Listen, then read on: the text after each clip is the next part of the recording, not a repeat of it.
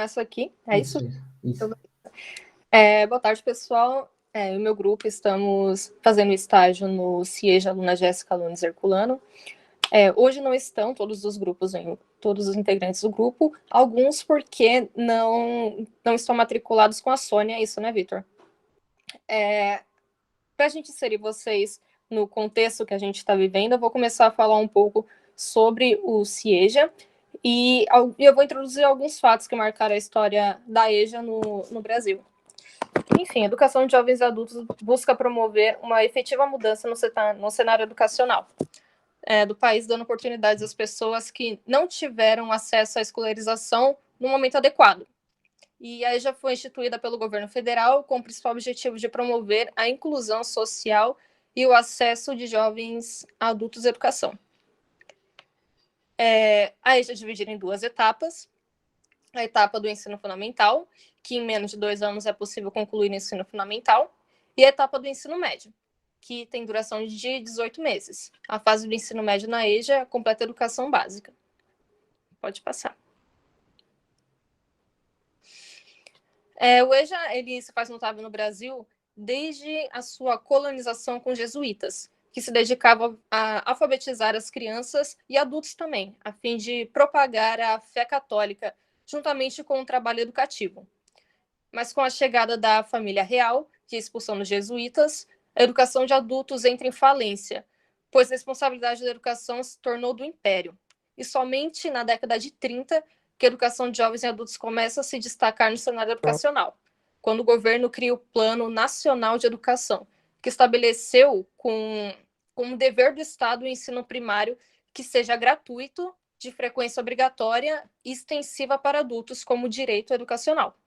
E em 1945 surgiram muitas críticas aos adultos analfabetos, e a partir daí surgiram várias iniciativas com a finalidade de discutir sobre como reduzir o analfabetismo, reduzir a quantidade no número de pessoas analfabetas no Brasil.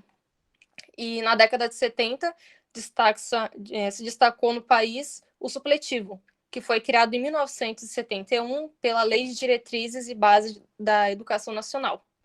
Porém, somente em 1996 surge a nova Lei de Diretrizes e Bases da Educação, que reafirma o direito dos jovens e adultos trabalhadores ao ensino básico e ao dever público sua oferta gratuita. Em 2003, o governo federal criou a Secretaria Extraordinária de Erradicação do Analfabetismo, lançando então o programa Brasil Alfabetizado. E em 2007, o Ministério da Educação aprova a criação do Fundo de Desenvolvimento da Educação Básica, passando todas as modalidades de ensino a fazer parte dos recursos financeiros destinados à educação. Essa é uma história de um jeito bem reduzido, para só inserir no contexto do CIEJA. E no cenário atual, a sociedade vê o adulto analfabeto como sinônimo de problema e motivo de preocupação. A educação dos jovens e adultos no Brasil é marcada pela descontinuidade de políticas públicas, insuficientes para dar conta da demanda e do cumprimento do direito. E até então, o que se viu foi a criação de programas a curto prazo, que não garantem que os alunos deem continuidade aos estudos. Agora eu vou passar para o Carlos, para ele falar um pouquinho sobre como foi a nossa comunicação com o CIEJA. Enfim, nós entramos em comunicação com o CIEJA, principalmente com o coordenador, que foi o Cláudio. Então, ele nos ajudou muito, né, nessa parte de comunicação com os alunos, porque o que aconteceu? Como nós entramos em comunicação mais ou menos, acho que setembro, outubro, estava uma parte que ainda estava incerta se iria voltar ou não a aula. Então, infelizmente, não conseguimos, né, visitar o CIEJA porque era proibido. O próprio Carlos falou que era proibido visitar o CIEJA nas salas de aula, então não deu para fazer essa visita, né, esse contato pessoal com os alunos, porque não era permitido fazer visitação externa. Tanto que eu moro perto do CIEJA, era possível eu ir com certa frequência, mas como não podia, então isso não foi possível. Nesse caso, então, decidimos fazer uma comunicação mais indireta com os alunos através de uma pesquisa. E com essa pesquisa, seria possível fazer, entender, né, como que estão os alunos, como que estão também a relação com o próprio CIEJA, porque uma coisa que o Cláudio falou, falei Carlos, Cláudio, o Cláudio falou, é que a pandemia, ela ao mesmo tempo que afastou alunos, atraíram alunos. Então, ao mesmo tempo que afastaram os alunos, né, alguns desistiram, alguns só estão fazendo de forma não presencial, por mais que a CIEJA esteja nesse formato híbrido. Isso foi possível, né? Isso dá para ser, é possível ver isso com a própria pesquisa, né? Mas ao mesmo tempo conseguiu atrair pessoas, né, que normalmente não entrariam em contato com o CIEJA, não teriam aula. Então, por exemplo, ele deu um exemplo de catadores, de pessoas que moram em centros de acolhimento, que com o chip da prefeitura e com a internet conseguiram realizar as aulas no CIEJA. Então, isso foi importante. Aqui que eu passo. Aqui. E dessa pesquisa, eu vou agora com a minha parte, eu vou exemplificar um pouquinho melhor como que foi essa pesquisa.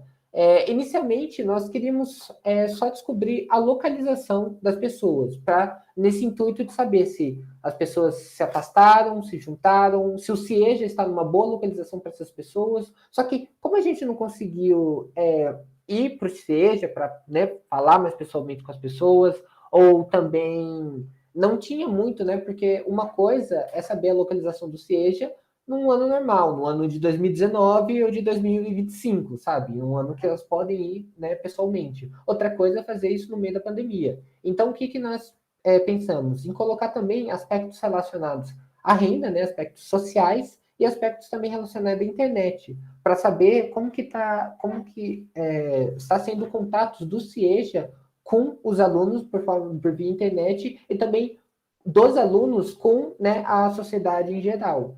Tanto que dessa pesquisa foram realizados vários projetos que depois nós vamos passar mais adiante a apresentar.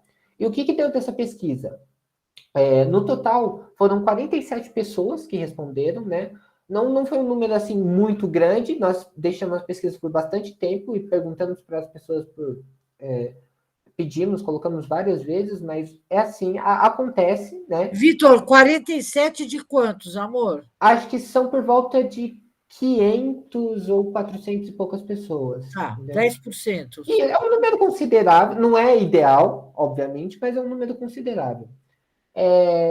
Dessas pessoas, esses são só alguns dados, né? Esses não são todos os dados, esses dados não foram exaustivamente analisados, é só um panorama por cima para entender. Um terço, mais ou menos, né, 27% receberam os chips da prefeitura, que são aqueles chips de internet. O interessante, e é isso que a gente ainda não fez, que, por exemplo, comparar, porque nós perguntamos se receberam um chip e depois perguntamos se a internet dele é estável. E seria interessante, eu não fiz isso, comparar de quem recebeu o chip se tem internet estável, porque não adianta de nada receber um chip e ter uma internet que não é estável. Dessas pessoas entrevistadas, 87 fazem as atividades, ou seja, totalmente online, né? Então, peraí, Vitor, explica, mas aí desculpa, mas qual é o critério para receber o chip, então? Se o camarada tem internet, ele tem certo poder aquisitivo. Ah, sim, não, é que a gente perguntou quais foram os auxílios que as pessoas receberam. Então, tinha auxílio da prefeitura, auxílio que é o tablet, ou o chip da prefeitura. E as pessoas, elas colocavam, recebi o auxílio emergencial e o tablet. Ou recebi o chip da prefeitura e o tablet. Entendeu? Aí, depois que a gente perguntava isso, a gente perguntava se ela tinha internet estável, se era internet pelo chip, se era internet 3G de outra forma. Então, não é daqui se a pessoa já tinha internet, se ela recebeu o chip. Esse é só se ela recebeu ou não auxílio distribuído pela prefeitura. Tá. É meio estranho, mas tá bom. Não, sim. Essa é só uma compilação, isso não é toda a pesquisa. Então, pode ser que ficou meio estranho. Não, é que a gente fica atento, porque esse é um problema da população, né? E a prefeitura deveria estar efetivamente suprindo essa demanda, né? Que, de alguma maneira, você tem fome do quê? Você tem sede do quê? Né? Uhum. A gente não quer só comida, a gente quer diversão, balé. Quer dizer, acho que a internet ela é um direito humano, ela passa a ser um direito humano. Agora, se o sujeito tem uma internet estável, ele já tem uma condição mais favorável do que aqueles que estão, né, com aquele telefoninho ridículo, que não tem nenhuma condição, né? Então, a gente perguntou se a internet é estável também para as pessoas. Porque não adianta ser só a internet, tem que ser estável. E também por causa desse outro dado que está aqui, que é 87% fazem as atividades totalmente online, não vão para o SEJA, porque o SEJA está numa modalidade híbrida. Então, as pessoas podem ir para ter aula lá no SEJA, né, que são pouquíssimas pessoas podem ir lá para o SEJA só para pegar as atividades, né, fazem as aulas online, só que pegam as atividades no SEJA, e tem pessoas que podem ficar totalmente online, que é a grande maioria, né? Em relação ao tempo, quando elas iam, ou se elas forem para o SEJA, a maioria demora entre 30 minutos, né? Essa é a mediana. Então, 30 minutos, mas tem gente que demora até mais de 3 horas para ir até o SEJA. Uma ou duas pessoas demoram até. Então, a maioria está entre 30 e 1 hora e meia para ir até o SEJA. E a grande maioria possui renda de um salário mínimo, né? E dessas informações, que não foram só essas informações, foi um compilado grande de informações relacionadas à renda, à localização e também ao acesso às pessoas, a diferentes meios. E isso pode ser juntado com outras informações externas, né, para fazer análises comparativas. E desses resultados surgiram vários projetos de pesquisa, né, que eu acho que a Isa, se ela tivesse a internet dela não estiver dando mancada continuando, ela vai conseguir falar. É aqui que muda. Oi, tudo bem? Acho que pode ainda voltar para o outro slide, Victor, ainda com um pouquinho. Pro anterior ou pro próximo? Oi? Pode voltar para tá. um pouquinho, obrigada. A gente fez muitas reuniões para fazer o formulário, para compor o formulário. A gente debateu muitos desses pontos que a senhora já colocou, como, por exemplo, não pode ser qualquer internet, tem que ser uma internet estável para garantir, etc. Eram elementos que a gente debatia, como colocar no formulário, como captar essa informação, dentre outros elementos para a gente entender realmente quais dados a gente queria captar. E a partir desses dados que a gente captou, eu acho que 47 respostas bem considerável até. Eu não sou uma pessoa de geografia ou que lida com estatísticas, mas eu achei muito incrível a gente ter essa visão, assim, permite uma visão, mesmo que seja 10%. E a partir dessas respostas, a gente foi tentando achar jeitos, porque o próprio SEJA não permitiu, fortemente recomendou que a gente não acessasse nele, não tivesse presença lá. A partir desses resultados e dessa interação, a gente foi encaminhando os nossos próprios projetos de pesquisa. No meu próprio plano de estágio inicial, que eu coloquei para a Coeb, esse era um ponto que eu insisti enquanto a gente estava fazendo essas reuniões, eu queria entender como era o acesso de internet dos alunos no EJA, porque eu queria também, a partir disso, entender como a gente conseguiria pôr em pauta disciplinas que são consideradas, assim, no senso comum de agora, disciplinas que são consideradas um tanto descartáveis, como, por exemplo, artes visuais, dentre outras humanas, como filosofia e sociologia, mas eu queria entender se, a partir da estabilidade de internet que eles tinham e do acesso que eles tinham, como então se tornava a conexão deles e a comunicação deles com certas disciplinas como artes. Se eu tinha essa dúvida de o quão relevante seria para esse grupo que a gente estava levantando, cujos dados a gente levanta, que é esse grupo que tem esse tipo de renda, esse grupo que tem esse tipo de tempo, esse grupo que tem esse tipo de objetivo, esse grupo que tem esse tipo de acesso, o quanto uma matéria como artes visuais fica relevante ao dia a dia deles. Algo aconteceu, eu tive a sorte de as proprietárias pediram obras por perto de onde eu moro e eu tive a sorte de, eu e meus companheiros de república, a gente ter se entrosado com os trabalhadores que vieram aqui trabalhar todos os dias, trabalhar nas redondezas. E nisso, um deles, Paulo Henrique, que eu conheci, ele mencionou que, por exemplo, não podia ficar muito tempo tomando café com a gente porque ele tinha aula de EJA. à noite. Daí, então, eu fiquei, por favor, me deixa te entrevistar, na sua... Se o senhor tiver tempo e eu tiver tempo, a gente consegue uns 15 minutos, deixa eu, por favor, entrevistar o senhor sobre essa experiência de aprendizagem no EJA. E eu, de fato, entrevistei, a gente conseguiu achar esse tempo, foram 15 minutos de conversa. Eu já tenho tido uma pesquisa artística minha, pessoal, que envolve entrevistas. Daí, então, e eu também usei de muitas das perguntas que nós mesmos estávamos nos perguntando, quanto a acesso, etc. Bom, o ponto, Sônia, é que eu fiz essa entrevista, ficou 15 minutos de áudio, eu editei para ficar 11 minutos de áudio, ainda é muito, ela está no próximo slide, eu transcrevi, legendei, e ela é muito elucidadora sobre muitas coisas, ela é muito elucidadora em muitos aspectos das nossas pesquisas diferentes, ela é muito elucidadora bem um pouco mais no final sobre o ângulo desse aluno e o ponto de vista desse aluno quanto a artes, quanto ao aprendizado de artes. Ele chama o aprendizado do CIEJA, que ele tem de maravilhoso, dentre outras coisas que foram muito, muito reveladoras de ter esse contato, de ter achado essa brecha para ter conseguido finalmente fazer esse contato. Eu expliquei para ele que eu era professora em formação, dentre outras coisas, então daí ele ficou feliz em me ajudar. Essa entrevista está no próximo slide, com legenda, mas muitos dos pontos são relevantes a cada uma das nossas pesquisas. Mas você não sistematizou, amor? Sistematizar? Quais são os assuntos? Os assuntos, categorias, sim. Então. Quais categorias você criou aí? A carreira escolar dele até este ponto e como foi. A segunda era como ele levantou certos aspectos, como, por exemplo, a aprovação automática. Daí eu perguntei a ele a opinião dele sobre isso. Daí, então, são esses primeiros 2 pontos. O terceiro ponto é como está sendo a aprendizagem no CIEJA. E o quarto ponto é eu perguntei para ele quais matérias eram as matérias favoritas dele. Daí, a partir do quarto ponto, eu peço para ele se estender um pouco sobre o que ele aprendeu dessas matérias favoritas dele e o que ele gosta.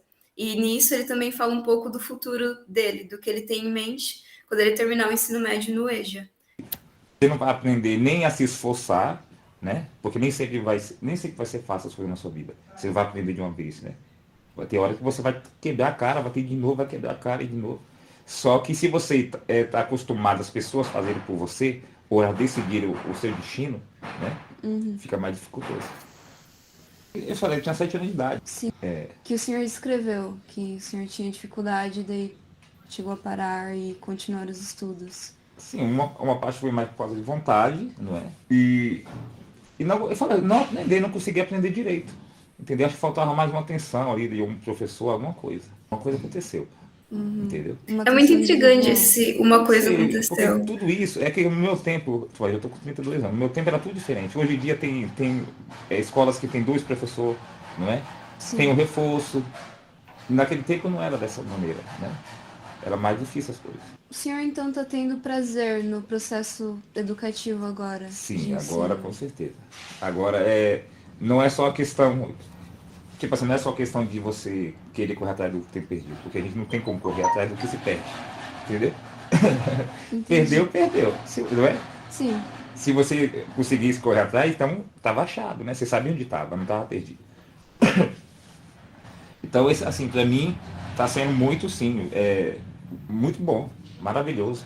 E agora eu acho que com o fato de ter mais idade, eu tenho um pouco mais de conhecimento, é mais fácil para mim aprender, absorver as coisas. Entendeu? Entendi. Só que um lado fica ruim pelo fato de eu trabalhar, né? Agora tá trabalhando e estudando. Tem momentos que você tá ali na escola assim, dormindo. Entendeu? Entendi. E não pode fazer nada. Entendi. Mas tá sendo, uma experiência muito boa e tá ajudando muitas pessoas. Entendeu? Sim, entendi. Maravilha. O que o senhor acha que o senhor identifica que deixa tudo melhor agora em relação ao EJA? A experiência do EJA? Na minha parte, eu falei, é uma coisa pessoal, a força de vontade. Força de vontade. Entendeu? Entendi. De você... E você conseguir absorver melhor o conhecimento. Por exemplo, assim, Eu trabalho aqui no pesado, mas na hora que eu estou estudando ali é um prazer diferente. Entendeu? É uma coisa boa que você sente. Tipo, eu posso estar cansado, muito cansado, mas quando eu estou na escola, que eu estou aprendendo, aquilo ali dá uma sensação boa. Que Entendeu? legal. Dá uma sensação boa. Sim. Eu trabalhava num serviço que era muito estressante para mim. Mas quando eu chegava na escola, parecia que tudo isso que era o meu melhor momento. Entendeu? Porque aquele momento ali, eu sei que eu estou estudando, é algo para mim, algo tanto no meu pessoal quanto na parte material, vai ser algo que vai me deixar, vai, como devo dizer a palavra certa, algo que me completa, entendeu? Algo que completa. A escola está sendo algo que me completa. Bonito, não é bonito isso, gente? Sim. Poderoso. É muito Quais suas interessante. matérias favoritas? Deixa eu dar uma olhada no outro grupo, mas é tão bom. Vamos ver se vocês vão Física. debater isso aí. Gosto de física. Olha lá, eu gosto de física. Artes também eu gosto um pouco. Daí eu peço para ele se pronunciar sobre Português eu isso. comecei Acho que a gente também pode parar um ver. pouco, Victor, Mas porque a professora precisa ir, as que eu mais pelo gosto menos seria por um tempo. filosofia e química. E Mas filosofia eu não gosto, avisei eu gosto vocês muito, da obra pensativo. em Eu ia volta, perguntar, como mas foi o seu acesso? a entrevista estava acontecendo enquanto a obra estava rolando. E, tipo, para mim, como uma artista, que eu acredito que esses vídeos, essas entrevistas, esse processo, essa captura de momento, em si já é arte, assim, tipo, eu facilmente colocaria isso numa exposição. Então, para mim, é algo que eu gosto. Mas para gente ver a entrevista junto com o barulho da obra, tem camadas e camadas de significado, tipo, para gente neste momento está sendo tanto conveniente. Mas, bom, tem camadas e camadas de significado, ele falando tudo que ele fala, né? Tipo, tudo que está aí nessa entrevista que eu acreditei que era relevante para nós. Voltando aos projetos de pesquisa, então eu tenho esse lindo e subjetivo fragmento que eu consegui localizar, que me ajuda muito em poder mapear onde, afinal, tem a relevância das artes visuais dentro do aprendizado dessas pessoas. O senhor Paulo Henrique tinha muito a dizer sobre, que a gente ainda não viu. Mas então a gente tem os outros projetos de pesquisa dentro do nosso grupo a partir desses dados, a partir desse apanhado de dados. Eu convido a Márcia e os demais do meu grupo também para falar um trechinho do que eles desenvolveram nesse período e a partir dos nossos dados agora. Não sei se a Márcia tá aqui, ela tá entrando e saindo, a internet dela tá bem ruinzinha, mas se o Carlos quiser, o Eduardo quer falar do dele, mas o que nós pensamos, ao invés de fazer, porque eu sou de geografia, o Carlos, a Márcia de A Márcia é de letras. letras, se não me engano. Isso. Sim. A Isabelle é de artes visuais. Então, não tinha, era muito difícil nós acharmos. O Carlos estava com o microfone ruim. Mas não tínhamos como achar um projeto que estava todo mundo, por mais que ia para um caminho, todo mundo meio que se despertava.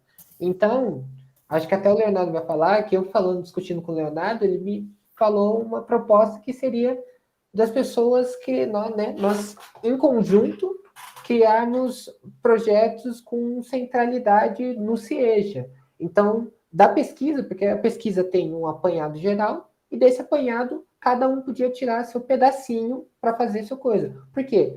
Não só permite com que use os diferentes dados que nós geramos, mas também faça com que existem várias propostas de aprimoramento para o CIEJA de várias áreas diferentes.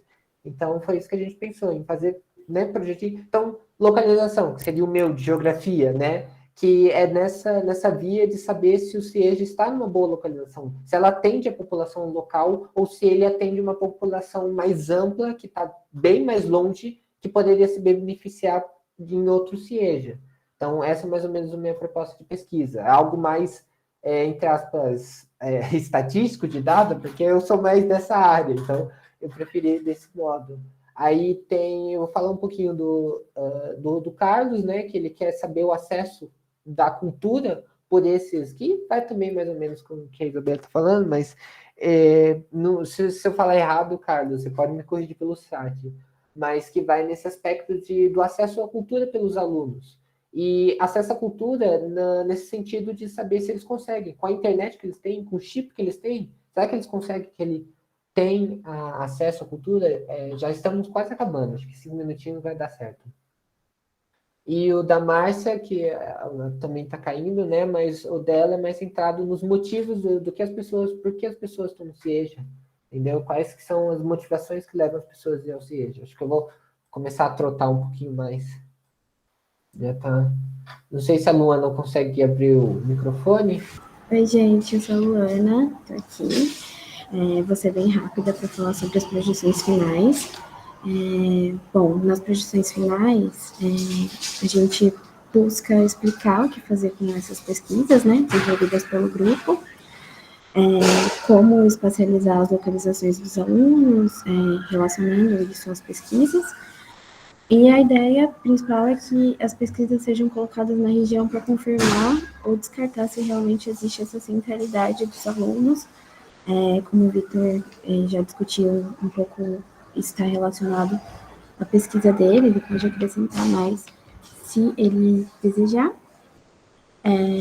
No tópico de discutir as pesquisas individuais e apresentar propostas para o CIEJA, a ideia é discutir essas pesquisas dos alunos, né, para trazer um link, uma coesão à realidade, e usar isso para apresentar propostas para o CIEJA, né, como propostas de atividades culturais ou outras relacionadas a fim de melhorar o projeto e tudo mais. E, por fim, a gente pretende utilizar todas as pesquisas e os dados recolhidos para produzir o relatório final da disciplina. Bom, por hora é isso, fui bem breve mesmo. A gente gostaria de agradecer primeiramente ao Cláudio, né, que é o coordenador e fez todo esse canal, esteve presente nas reuniões e ajudou e possibilitou toda essa coleta de dados e a realização das pesquisas. E é isso, muito obrigada a todo mundo que pôde ajudar a gente a recolher esse material. Obrigada.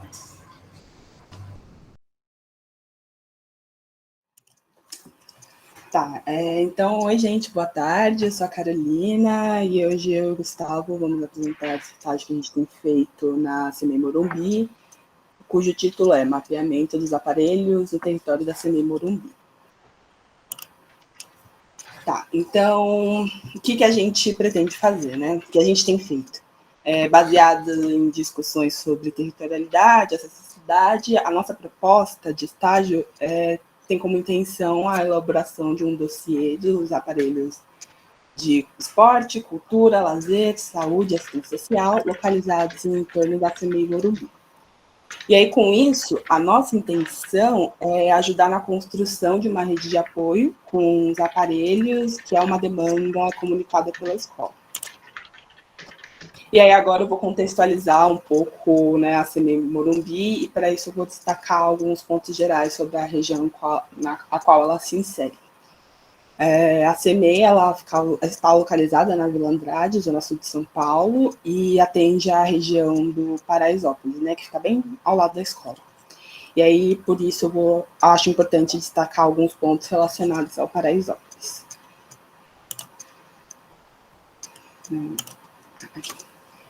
Então, a ocupação ali da região do Paraisópolis começa a partir de 1950, com a divisão de antigos lotes da área rural, o que acaba atraindo um grande número de famílias das camadas populares, e forma-se, então, o que a gente conhece hoje como Paraisópolis, né, uma favela que é caracterizada por uma baixa infraestrutura.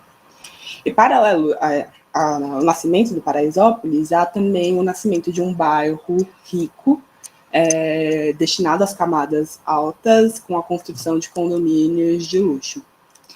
E aí, a respeito da situação socioeconômica da população ali do Paraisópolis, o censo de 2010 aponta que há um pouco mais de 42 mil pessoas na área. A média de idade varia entre 20 e 34 anos. No que diz respeito à raça, a população do Paraisópolis está bem dividida entre brancos e negros. E, por fim, o rendimento nominal mensal domiciliar é de até um salário mínimo. E aí agora, passando para as informações gerais da CEMEI, ela foi criada, né, com o objetivo de suprir as demandas ali da comunidade por centros de educação infantil e de creche. A CEMEI foi criada em janeiro de 2020 e ela ocupa o espaço da antiga EMF Perimetral, que encerrou as suas atividades no começo de 2019. E aí, para acomodar as demandas de um CEMEI, teve algumas reformas no prédio, e atualmente, segundo o PPP, o espaço da escola se constitui em 7 salas de aula, uma sala multiuso, quadra, parque, além de 2 salas que futuramente serão de 6, hoje utilizadas como brinquedoteca e sala copa. E aqui à direita eu coloquei uma foto de uma das salas ali da CEMEI. Aqui nós temos 2 ângulos da brinquedoteca da CEMEI, né, a mesma sala aqui. E do lado esquerdo a gente tem o espaço do refeitório e do lado direito o espaço da quadra. Agora eu vou falar um pouco sobre os aparelhos no entorno da escola. De acordo com o Índice Paulista de Vulnerabilidade Social, o Paraisópolis possui uma condição de vida inferior ao seu entorno, né? Lembrando que ele está localizado ali perto de um bairro de luxo. E aí isso acaba afetando na distribuição dos aparelhos de cultura, lazer, saúde, entre outros. E aí, de acordo com o levantamento que a gente fez no Cultura Educa, no entorno da CEMEI tem 55 equipamentos, sendo que 52 são escolas. E aí uma outra constatação é que a maior parte dos aparelhos são oferecidos por ONGs e programas sociais, com exceção do Céu Paraisópolis. E eu queria destacar 3 instituições, né? A creche anglicana do Morumbi, a cultura inglesa, e o projeto Oficina de Percussão Barracão dos Sonhos. E aqui nessa foto a gente tem a visão da rua do CIEJA a partir da escola, né? Então o que a gente vê aqui é a creche anglicana. Descendo essa rua tem a cultura inglesa e na direção oposta tem essa oficina, né, de percussão. E aí, no que diz respeito aos equipamentos de saúde, há 2 UBSs na região, que aqui a gente pode ver no mapa, são os pontos cinzas. E aí, de acordo com a própria CEMEI, né, pensando na relação das famílias com os aparelhos, de acordo com a própria CEMEI, as famílias pouco frequentam o CEL, né, chega a ser um número assim de 10%. Então, a forma de entretenimento dessas famílias ficam restritas a parques e shoppings.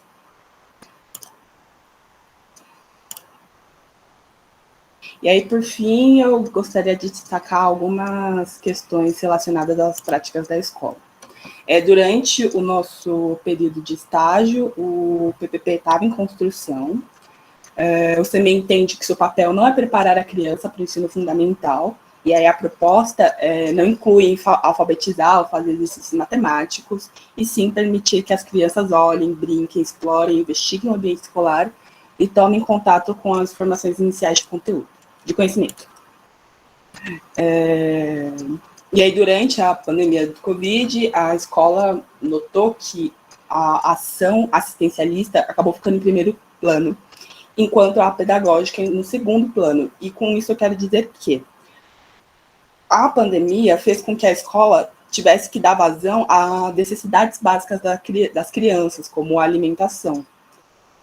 E aí, por isso, a ação assistencialista acaba ficando no primeiro plano, né? E também, uma outra característica é a alta rotatividade da gestão ali do CEMEI, e é o que torna o processo de construção da instituição escolar menos democrático. E, por fim, duas características do corpo docente, né?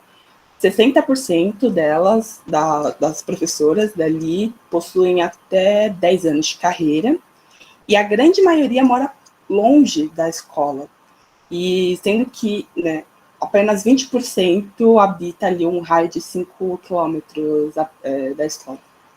E aí é o que eu preparei, vou passar a palavra agora para o Gustavo, mas um minutinho que a gente precisa trocar de lugar. Oi, gente. Eu vou tratar dos últimos 3 pontos da nossa apresentação, e aí eu vou fazer uma problematização, tratar da problematização que a gente fez para esse projeto, falar um pouco do nosso levantamento bibliográfico e o encerramento que a gente espera com o desenvolvimento do trabalho. Então, pensando na problematização, a gente tem 3 motivos que justificam esse mapeamento dos equipamentos de esporte, cultura, lazer, saúde e assistência social ali na região da CEMEI Morumbi. Então, tem aquele contexto histórico da escola, que a Carol falou, né, que a escola foi aberta, a CEMEI, em 2020, à distância, e depois, porque entrou a pandemia, né, e aí em 2021 começou gradualmente o trabalho presencial, né. A gente teve 2 mudanças na coordenação, então a gente está com a 3ª coordenadora agora, e também o outro ponto que a Carol citou, da maioria dos docentes não viverem na região, a gente tem essa primeira justificativa para o nosso mapeamento, que é um corpo docente que está pouco familiarizado com o território.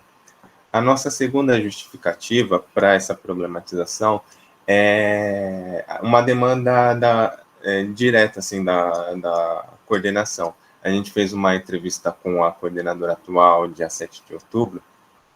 Ela falou um pouco da necessidade que ela sentia, junto com os professores, de conhecer melhor o bairro, e para atender as demandas da família, por exemplo, para encaminhar famílias com problemas de saúde para as UBSs. Então, foi uma demanda direta da coordenação que a gente constatou na entrevista.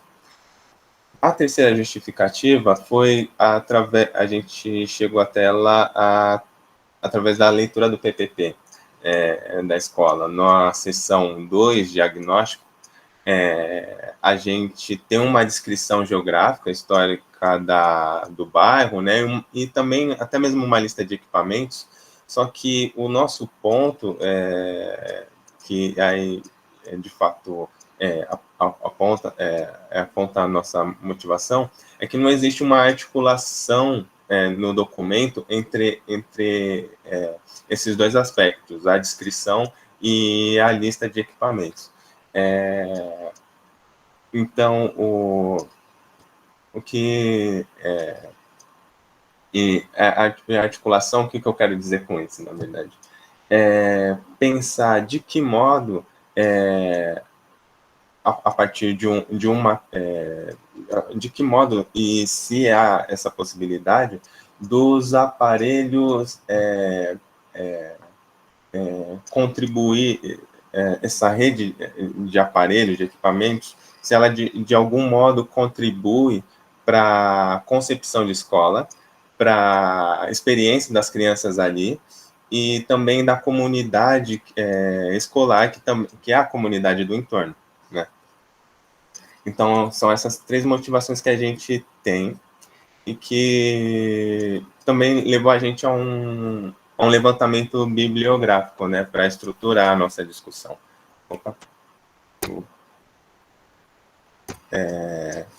Levantamento bibliográfico para estruturar a nossa discussão, né? Então, hoje a gente trouxe 2 textos, né, do Territórios do Uso Cotidiano e Modo de Vida, da Odete Seabra, e Escola Frente às Novas Demandas Sociais, Educação Comunitária e Formação para a Cidadania, da Ana Maria Klein e Cristina Pata. A gente trouxe esses 2 textos porque a gente achou interessante alguns pontos para a nossa discussão, né?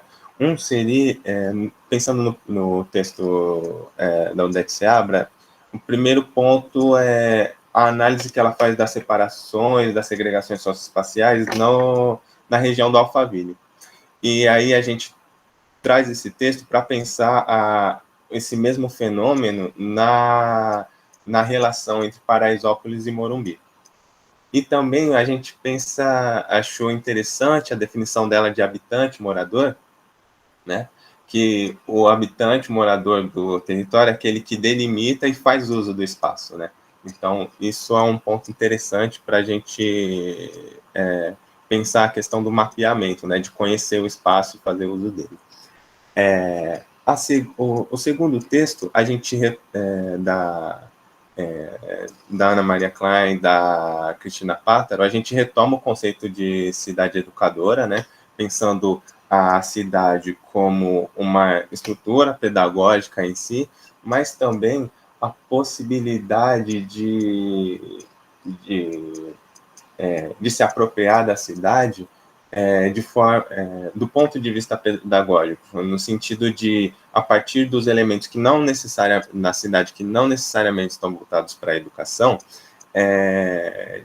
desenvolver uma proposta pedagógica, né? Aí, o outro ponto que a gente traz do texto, que a gente articula com a nossa reflexão, pensando que se o papel da CME Morumbi é oferecer experiências para as crianças, né, privilegiando o tempo delas presente de formação, a gente pensa como a cidade ela pode, e como conhecimento, o uso da cidade pode enriquecer essa experiência, né? Então, a gente está falando da função formativa da escola e também do potencial pedagógico da cidade, né, dessa identificação.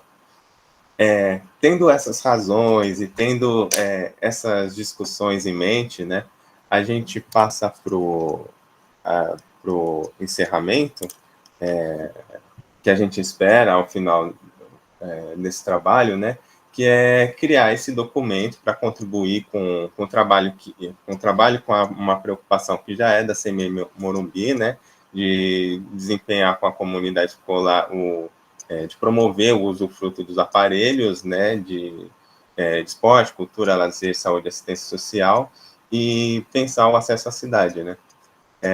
Bom, foi um pouco isso que a gente conseguiu construir até agora. Bem legal, Carol, Gustavo, Bom, vocês me viram meio que olhando para baixo aqui, mas não era por desatenção, era para pegar as referências que eu queria passar para vocês aqui.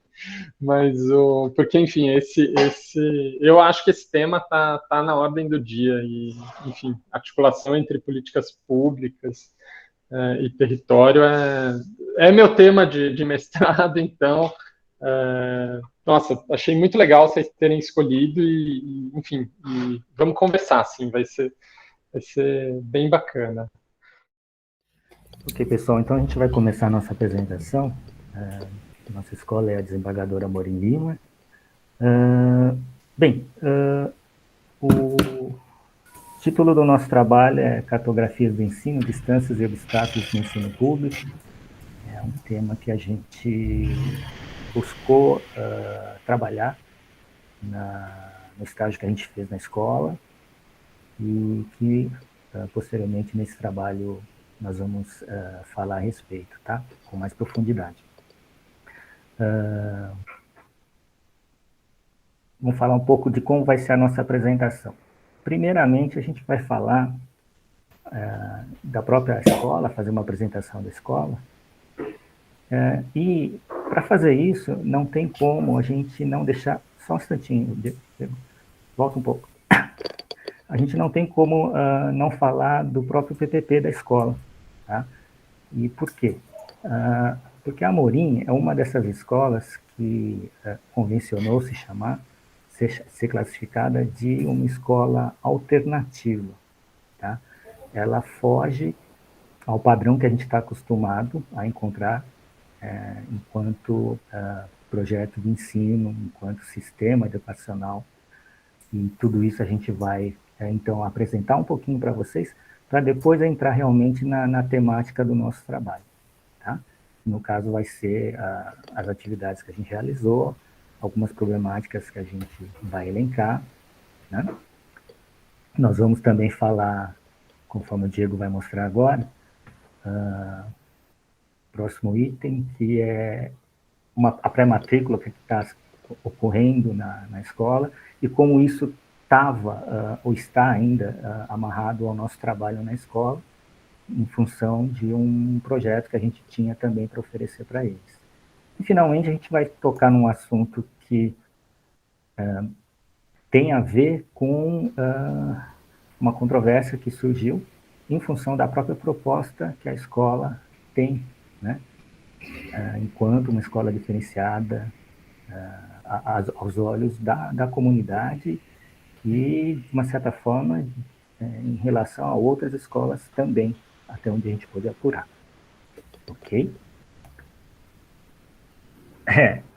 Previsão é previsão, né? A gente não sabe aí o que vai acontecer, mas a gente tinha um setup de fazer uma apresentação de 20 minutos, 5 minutinhos cada um. Por isso que a gente não está sendo, nesse primeiro momento, muito exaustivo. Vamos lá, Diego? Isso aqui é só um maquetezinho, tá? Porque a gente acredita que a Amorim, ela incorpora isso de uma maneira muito, muito, muito forte, muito intensa. Se você conversar com a diretora um dia dessa escola, você vai sentir assim que isso está no sangue deles lá. Tá? É uma coisa assim que chegou a emocionar a gente quando a gente esteve lá, né, pessoal? Sim. Beleza? Então vamos lá. Então vamos falar desse PPP da Amorim, de uma maneira superficial, mas acreditando que a gente consiga passar o nosso recado. Esse PPP ele foi espelhado no projeto que foi desenvolvido nessa escola que vocês estão vendo aí, que é uma escola que fica lá em Portugal, chamada Escola da Ponte. Quem depois tiver interesse, pode acessar esse endereço que está no canto superior esquerdo, e vocês vão poder conhecer um pouquinho do porquê e das coisas que a Amorim importou deles com muita propriedade e com muita sabedoria também. Vamos lá, Diego. Bem, para a gente começar a falar do PPP da Amorim, é fundamental. Eu acho que esse slide ele é um pilar de tudo que a gente vai conversar, né? Inclusive do final, quando a gente vai colocar uma certa controvérsia.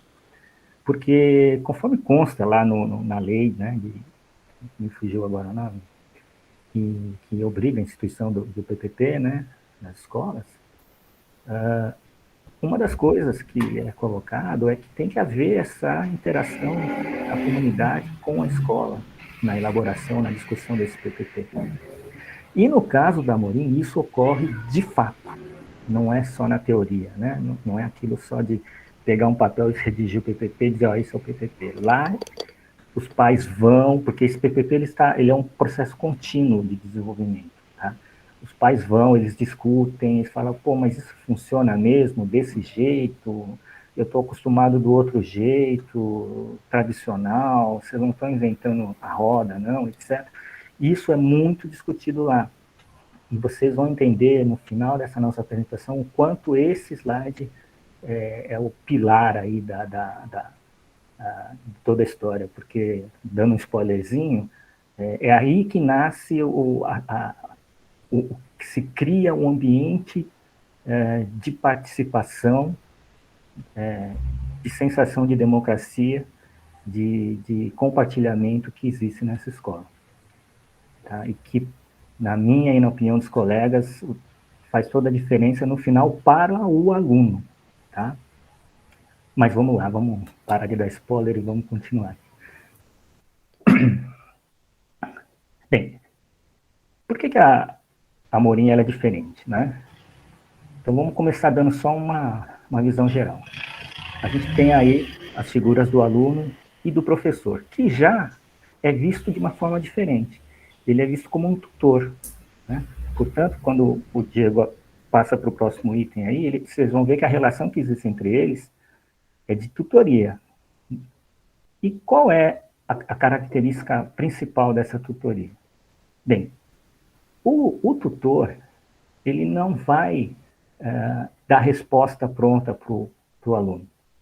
O tutor, ele vai, na realidade, quando necessário for, dar o caminho para que o aluno encontre a resposta que ele precisa. Tá? Ou seja, o aluno não recebe nada de graça ali. Ele não vai... Assim, dando um exemplo hipotético, tá? Que a gente nunca conversou a fundo sobre a parte operacional disso com a escola, mas um exemplo hipotético que a gente imagina. Né? O aluno chegar e fala, professora, quem descobriu o Brasil? Né? A professora não vai dizer a resposta, não vai dar a resposta, ela vai orientar esse aluno a pesquisar no material didático X, na fonte de pesquisa Y, junto aos colegas, tá? Uma forma de ele encontrar quem foi que descobriu o Brasil. Ele não vai receber essa resposta de bate-pronto. E isso é uma coisa que deixou a gente bastante, surpreso, porque isso desenvolve, a gente percebeu que isso desenvolve o aluno de uma forma incrível. Pelo menos foi a opinião que a gente teve lá. Diego? Tá. Bem, na prática, né, como é que funciona, então, esse processo de aprendizado do aluno lá na Amorim? O aluno, cada aluno, ele recebe ao longo do ano apostilas com roteiros de pesquisa. Tá? E esses roteiros, eles possuem perguntas e tarefas que devem ser respondidas ou desenvolvidas pelo estudante. Como a gente vai mostrar no próximo slide, que é um exemplo de um roteiro, um exemplo real de um roteiro que a Amorim já aplicou uma vez. Eu não estou vendo ainda na minha tela, não sei se travou. Ah, tá ok. Não sei se vocês conseguem enxergar aí exatamente o conteúdo dessa tela, mas esse é um roteiro de pesquisa que tem como informação principal o objetivo desse roteiro, né? E como ou quais serão as atividades que o aluno que estiver seguindo esse roteiro vai ter que desenvolver para chegar às respostas que estão sendo pedidas. Tá? Então, se tem lá o objetivo, quais as atividades para se chegar nesses objetivos. Na terceira coluna, vocês têm a fonte de pesquisa, e esse porte que aparece aí é português, né? É do material didático relacionado a português. Mas se você for para o próximo slide, que é um outro trecho desse roteiro, vocês percebem que a fonte de pesquisa também inclui geografia. Então, e tem outras, né? Esse roteiro teria outras linhas.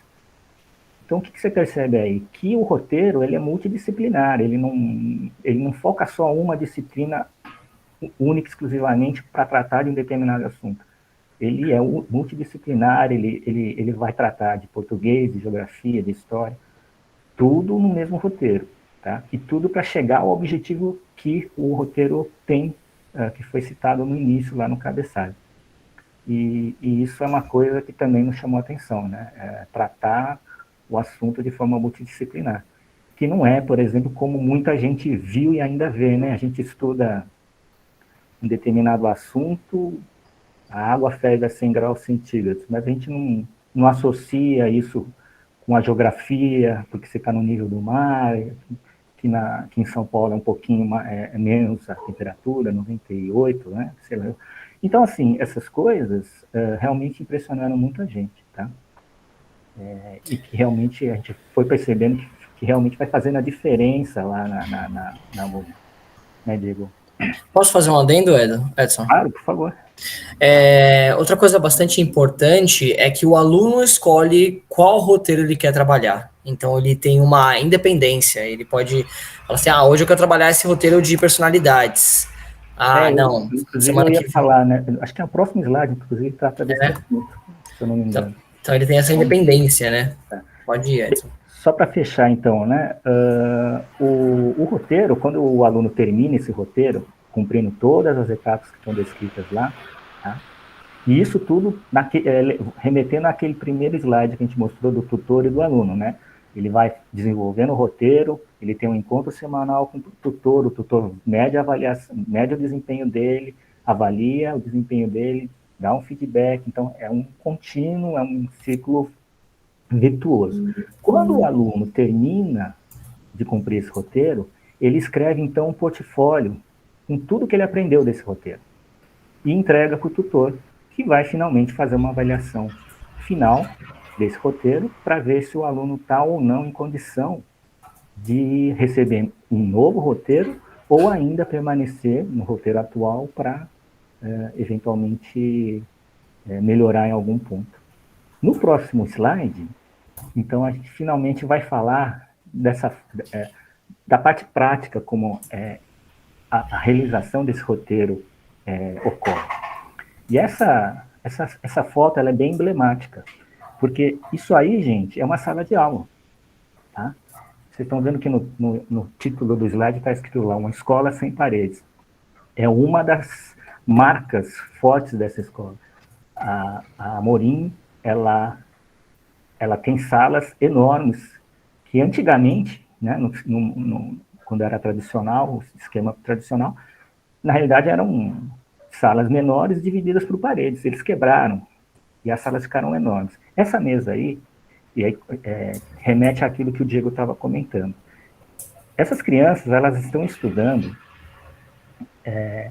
não necessariamente o mesmo roteiro, tá? Então elas estão sentadas à mesma mesa, mas não necessariamente estudando o mesmo roteiro, e se estiverem estudando, por acaso, o mesmo roteiro, não necessariamente o mesmo ponto do roteiro. Por quê? Porque eles mesmos podem escolher em que ordem eles vão cumprir esse roteiro. Então, assim, eles têm um grau de empoderamento muito grande para decidir como eles mesmos vão se desenvolver. E eles, antes de começarem, eles mesmos têm que se autoavaliar para dizer, eu quero começar por aqui por causa disso. Né? Então, assim, isso nessa mesa, mas imagine essa mesa, vamos ver se tem uma próxima foto para mostrar. Projetem essa foto que vocês viram numa sala com essa profundidade, por exemplo, várias mesas daquela do slide anterior, numa sala dessa, ou talvez na próxima, Diego. E vocês, essa já não. Mas, assim, são mesas e mesas com alunos sentados, um do lado do outro, tá? E, de novo, não necessariamente estudando o mesmo item, a mesma disciplina, a mesma ciência, vamos dizer assim, e não necessariamente o mesmo ponto quando estão utilizando o mesmo roteiro. Isso é uma coisa que dá muito trabalho, né, para a escola, para os professores, mas que se reverte de uma maneira super positiva para os alunos, pelo menos até onde a gente pôde perceber. Essa foto é mais para mostrar que vocês podem perceber que nenhuma mesa tem uma cadeira só. Lá, o aluno não tem essa de ficar sentado na sua cadeirinha e na sua carteira. Não tem a minha carteira, tem a carteira do grupo. E isso desenvolve muito. Essa aí é uma sala de crianças de 8 anos de idade. E isso, desde o começo, né, desenvolve uma filosofia de socialização, de compartilhamento muito grande e muito importante. Né? Vamos lá, Diego. Só para finalizar, né, as crianças elas não são avaliadas somente pela execução dos roteiros, mas também por atividades extra, digamos assim, curriculares. Tá? Então, assim, eles têm uma série de atividades que eles mesmos se propõem a fazer, ou são propostas. Tá? Então, por exemplo, nas duas fotos da direita, você vê um palco ali, onde eventualmente eles decidem apresentar uma peça de teatro. Na foto de baixo, uma pista de skate. É uma atividade extracurricular lá na Amorim, tá? Então, assim, é realmente uma coisa diferente.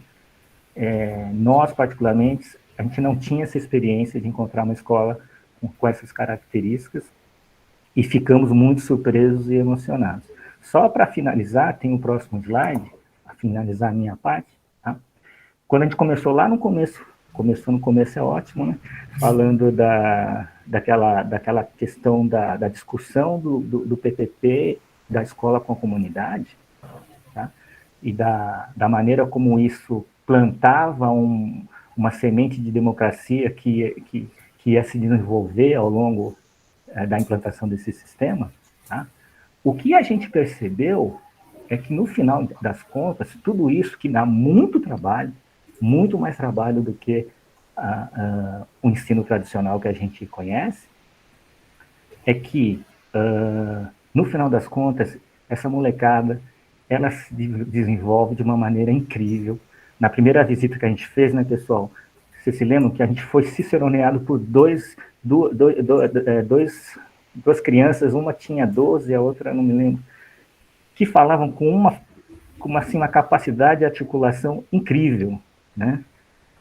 Da segunda vez que a gente foi, eles já estavam bem, o pessoal lá estava bem corrido e tal, e a gente só queria tirar umas fotos, porque a gente tinha tido um problema de ordem técnica na primeira vez, e a diretora não teve dúvida, ela falou, eu não posso te acompanhar, nós somos super corridos aqui, mas ó, elas vão, eram 2 meninas de 8 anos de idade, que foram conversando com a gente, como se a gente estivesse conversando assim, de igual para igual, sabe? E isso a gente percebe também que é uma característica que a escola incentiva, né? Porque, só para finalizar meus 2 trocados aqui, uma outra cena que a gente viu repetidamente na escola, quando a gente esteve lá, é a de alunos irem até a sala da diretora, bater e entrar para perguntar alguma coisa, para fazer alguma demanda. Nessa última visita a gente viu 2 rapazinhos pedindo na secretaria, como a gente fala, squeeze para a turma, para beber água, e aí a moça da secretaria chegou e falou, não, mas eu não tenho squeeze para todos vocês, não dá, não posso dar para todos vocês, não tem. Eles não tiveram dúvidas, falaram, tá bom, conversaram, foram lá na sala da diretora, bateram, entraram, ficaram 10 minutos conversando com a diretora. Não sei qual foi o resultado da conversa, mas assim, é impressionante o empoderamento que eles têm positivo, né? Esse empoderamento positivo que eles têm, e que a gente não tem dúvida que é fruto de todo esse processo de desenvolvimento que existe lá, de ensino e enfim, desse PPP que a gente realmente idolatrou, né, pessoal? Bem, agora o Guilherme vai continuar aí com a apresentação. Boa tarde, pessoal. Pode passar, Diego. Então, começar falando brevemente quais foram as ideias, as problemáticas que nortearam o nosso estágio. A primeira ideia foi essa ideia de que o território da escola ele não se limita ao que seria o espaço físico da escola, né? Ou o próprio espaço físico do prédio. Ele é algo que, para além dessa integração mais literal, material, ele se estende, né, atravessa a cidade e alcança as casas e os corpos, inclusive, dos alunos. Então, acho que uma primeira situação, uma primeira orientação uma primeira provocação que provocou o nosso trabalho foi essa ideia de como, nesse espaço complexo, existem obstáculos, existem distâncias, barreiras, muros, e pensando talvez num sentido mais metafórico, assim, né, no sentido de muro, de uma escola sem muros, quais seriam os outros muros, talvez, que a gente não veja imediatamente, assim, que não sejam tão imediatamente aparentes. Puder passar aí outro tópico? Esse é o texto da Marlene Ribeiro, né, que está na bibliografia obrigatória da aula, que é o texto que fala sobre exclusão e educação social. Então, ela traz esse par, né, e ela se pergunta justamente por que a educação haveria de ser social, né? Como que esse adjetivo na educação não é um pleonasmo? A educação já não seria social. Então, ela vai trazer justamente a questão da educação social e da exclusão social e das formas de educação como remediação da exclusão social. Seria uma das funções da educação, né, para a sociedade. Pode seguir, pode botar. Ela cita um outro autor, que eu acho que é Carraro, se lembro bem, que trata de formas de exclusão na escola e da escola. Que também essa questão dos obstáculos, né, e dos muros, porque o que a gente queria pensar, na verdade, são essas formas de exclusão que são ocultas, que não são imediatamente aparentes, e que são formas que, digamos, a legislação e uma forma burocrática de lidar com a educação, uma forma compartimentada, eventualmente não atende às demandas sociais. Então, com a pandemia, né, com o recrudescimento da luta de classe, assim, da situação econômica dos mais pobres, a gente viu vários relatos, várias matérias, né, saiu na BBC, enfim. Então, essa questão da alimentação e da fome, com o recrudescimento das condições socioeconômicas da população, né, isso implica uma evasão escolar, por exemplo, isso implica uma retração, né, uma subtração da criança na escola, uma questão que é pensada, né, mais por esses vieses do conflito de classe, assim, né, dessa função revolucionária, digamos, da escola. Então, como o grupo anterior apresentou também essas relações de trabalho, os alunos que trabalham, os alunos que não podem estudar porque trabalham. Basicamente foi esse o começo da problemática do nosso projeto.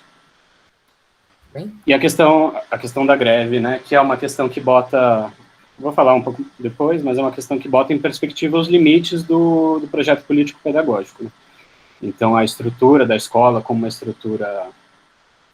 uma instituição, né, social, que vai para além das vontades dos agentes, né, que impõe um certo limite para as ações, mesmo que sejam ações que querem ultrapassar essa estrutura de alguma maneira. Pode seguir, Diego. Tem um mapa, né, da escola. Ali a MF Desembargadora Morim Lima, colada na USP, né, participa da Redinai, né, tem essas relações com a Faculdade de Educação. Nos arredores, a gente viu lá na frente da escola, tem uma praça com aqueles aparelhos de ginástica, né, um espaço de lazer, um espaço arborizado. A gente viu também que a maioria dos alunos da escola mora na região, assim, exceto alguns poucos que usam transporte escolar gratuito, né, TEG, vem da Vila Mariana. Então, sobre a problemática da exclusão, acho que gostaria de trazer uma citação bem breve no Estatuto da Pessoa com Deficiência, né? A gente tem aqui que a barreira é qualquer entrave, obstáculo, atitude ou comportamento que limite ou impeça a participação social da pessoa, bem como o gozo, a função e o exercício de seus direitos. Acessibilidade, liberdade de movimento, expressão, comunicação, acesso à informação, compreensão, a circulação com segurança, entre outros. No caso é específico sobre a pessoa com deficiência, né, mas é justamente onde se situa o limiar da exclusão, né, porque, de maneira geral, a cidade, ela exclui mais justamente aqueles que já estão numa situação, seja de vulnerabilidade social, né, seja a pessoa com deficiência, né, com mobilidade reduzida. Legal. Eu fiquei super curiosa de ver o trabalho do Amorim, porque eu fui lá com o grupo, queria muito ver como é que rolou. Conseguiram aplicar a pesquisa que eles iam aplicar? Então, professora, na verdade, a gente não conseguiu aplicar a pesquisa, né? A gente teve umas questões com o fato da professora diretora estar sempre muito ocupada, né? A gente até citou no trabalho, como o trabalho dela é muito assíduo, né? Muito árduo, eles têm que estar sempre, né? A gente tentou bastante tempo, a gente ia mostrar no trabalho a pesquisa que a gente preparou, né? Que a gente recebeu, na verdade, dela, né? Porque é uma pesquisa que a própria diretora já ia aplicar, né? Uma pesquisa socioeconômica, só que a gente não conseguiu coletar esses resultados. A gente acha que a escola também não coletou esses resultados ainda, que eles ainda estão nesse processo, né? E a gente está nesse aguardo aí. Mas vocês mandaram a pesquisa, as questões para ela, o Diego? Nós fizemos sugestões, professora. A gente... Eles já estavam com o questionário formatado. Né?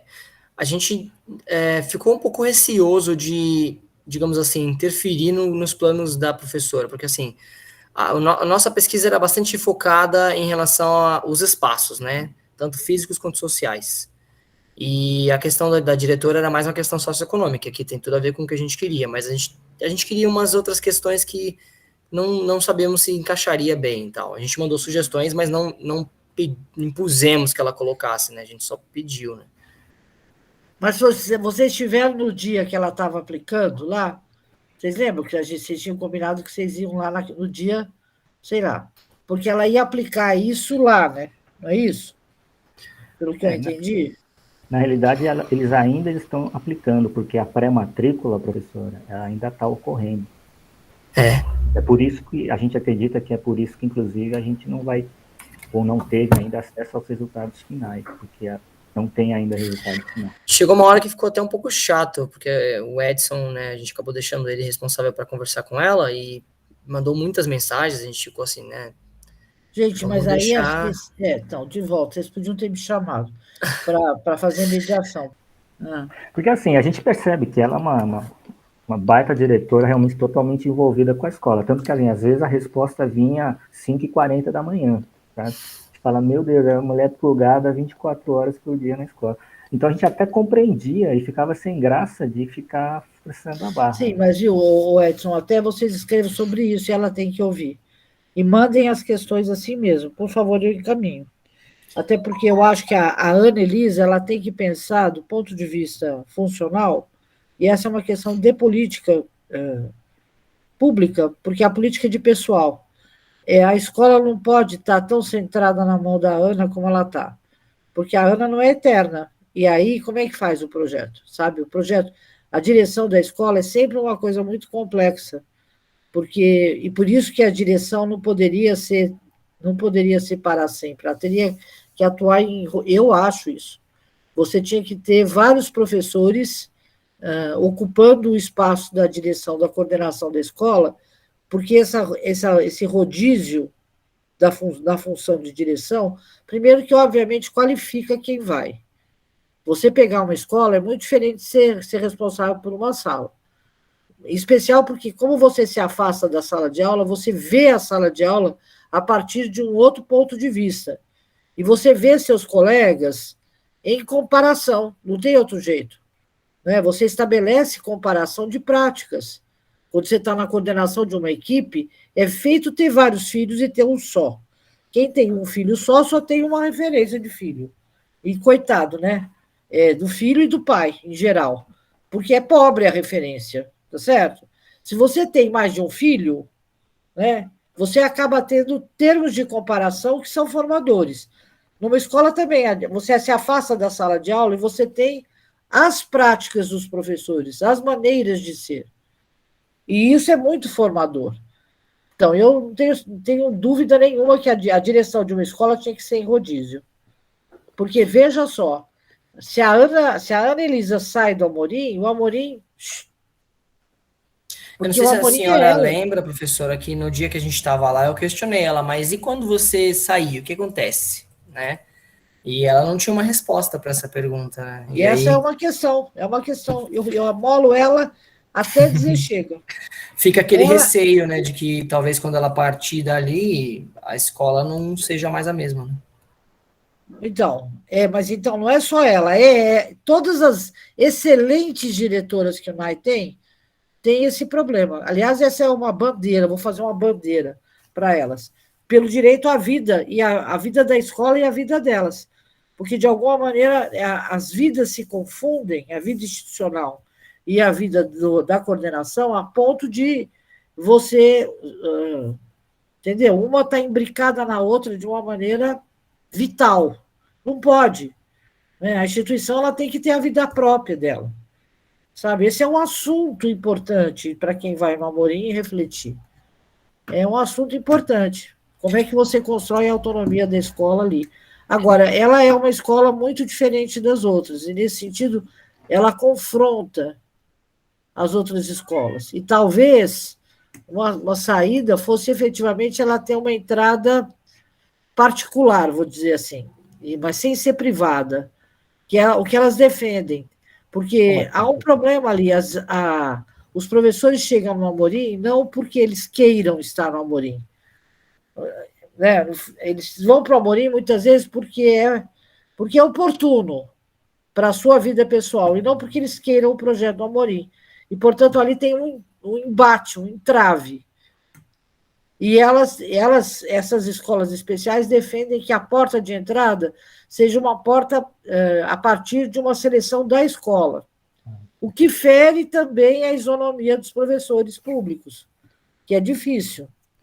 Então, é difícil, é complicado. A gente ia entrar nesse assunto quando a gente fosse falar da greve, né? Porque Muito. eles têm um conflito muito grande entre a diretoria e os professores em relação à visão que eles têm de greve, né?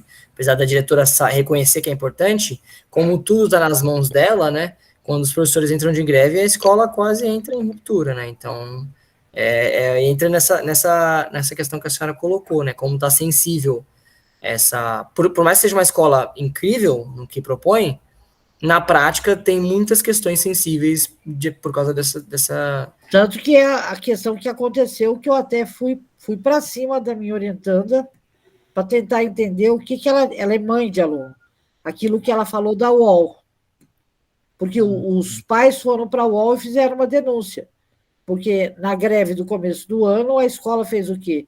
A escola trabalha com tutoria, ela trabalha, e ela chamou os pais que quisessem vir não ocupar o lugar dos professores, mas vir acompanhar as atividades das crianças para que as atividades das crianças não parassem.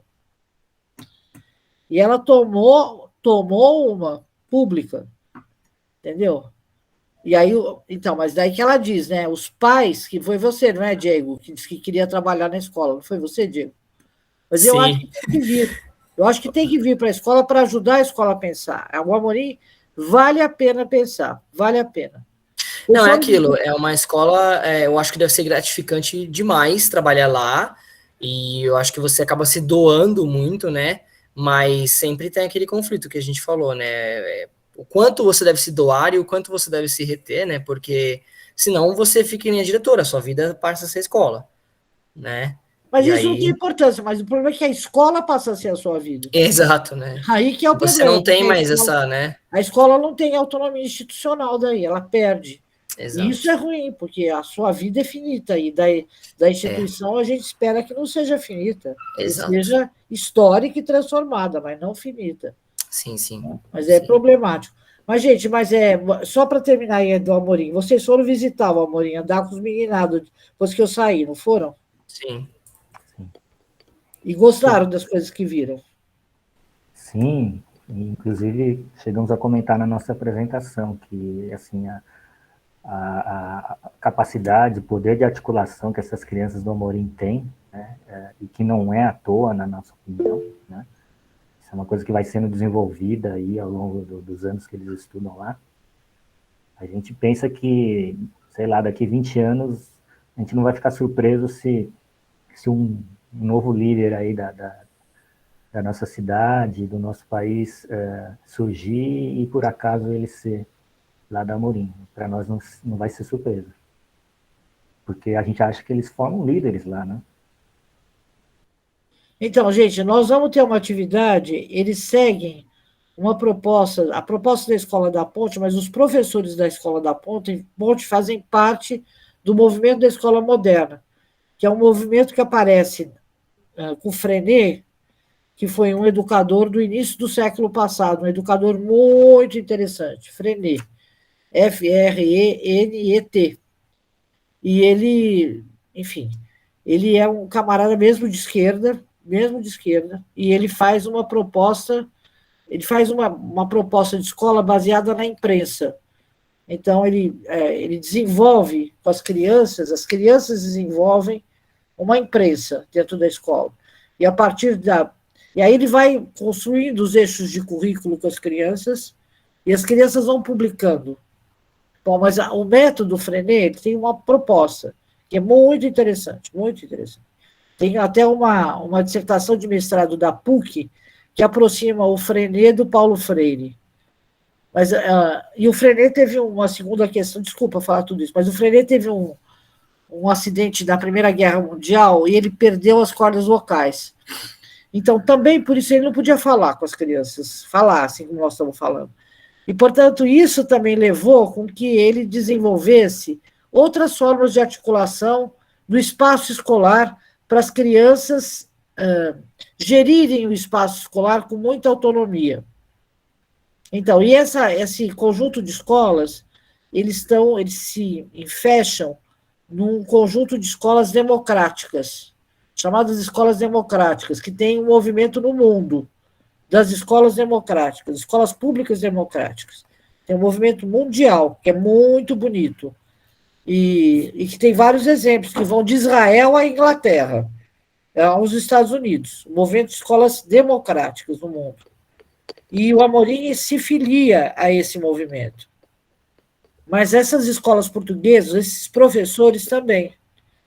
E um dos princípios que eu estava discutindo ali um pouco com o colega de vocês, o Renato, é o princípio da autonomia, né? E como é que eles trabalham a construção da autonomia, mas a autonomia que é a autonomia partilhada, não é uma autonomia egoísta, não é uma autonomia liberal, não é um individualismo. É uma autonomia construída na partilha, que é muito interessante, na transformação. E portanto, democrática. Que é bem legal acompanhar, tá certo? É bem legal ver. Só que, então, há um problema aí, nesse processo todo, que é a forma de provimento dos profissionais para essas escolas. Então, por isso que a gente foi atrás desse movimento português, e eles vão falar, no dia 31 de janeiro, eles vão se apresentar para a FEUSP, é o Movimento Escola Moderna. Mas aí vai ter uma apresentação de uma professora que mexe com o ensino fundamental e com tecnologia no dia 11 de fevereiro. É a agenda do NAI para o ano que vem, que acho que vocês, quem foi visitar o Amorim, fique ligado que nós vamos publicar isso, venham ver, que acho que vale a pena pensar.